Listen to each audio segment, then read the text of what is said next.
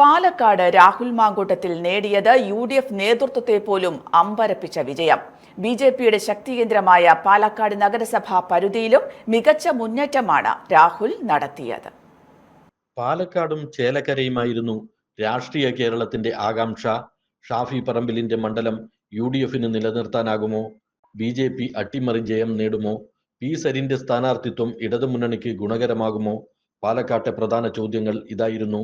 എല്ലാറ്റിനും ഉത്തരമായി മണ്ഡല ചരിത്രത്തിലെ തന്നെ ഉയർന്ന ഭൂരിപക്ഷങ്ങളിലൊന്നായ 18,000-ൽ പരം വോട്ടിന്റെ ഉജ്ജ്വല ഭൂരിപക്ഷത്തോടെ ഷാഫി പറമ്പിലിന്റെ പിൻഗാമിയായി യൂത്ത് കോൺഗ്രസ് സംസ്ഥാന അധ്യക്ഷൻ രാഹുൽ മാങ്കൂട്ടത്തിൽ സംസ്ഥാന നിയമസഭയിലേക്ക്.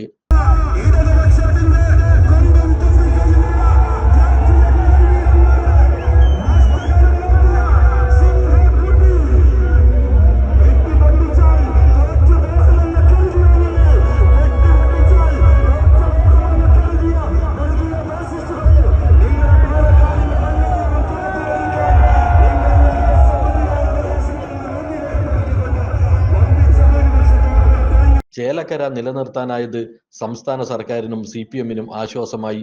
എന്നാൽ കഴിഞ്ഞ തവണ K. രാധാകൃഷ്ണൻ നേടിയ ഭൂരിപക്ഷത്തിന്റെ 1/3 നേടാനേ മുൻ MLA കൂടിയായ UR പ്രദീപിന് സാധിച്ചുള്ളൂ. വയനാട്ടിൽ പ്രതീക്ഷിച്ചതുപോലെ പ്രിയങ്ക ഗാന്ധിക്ക് ഉജ്ജ്വല വിജയം.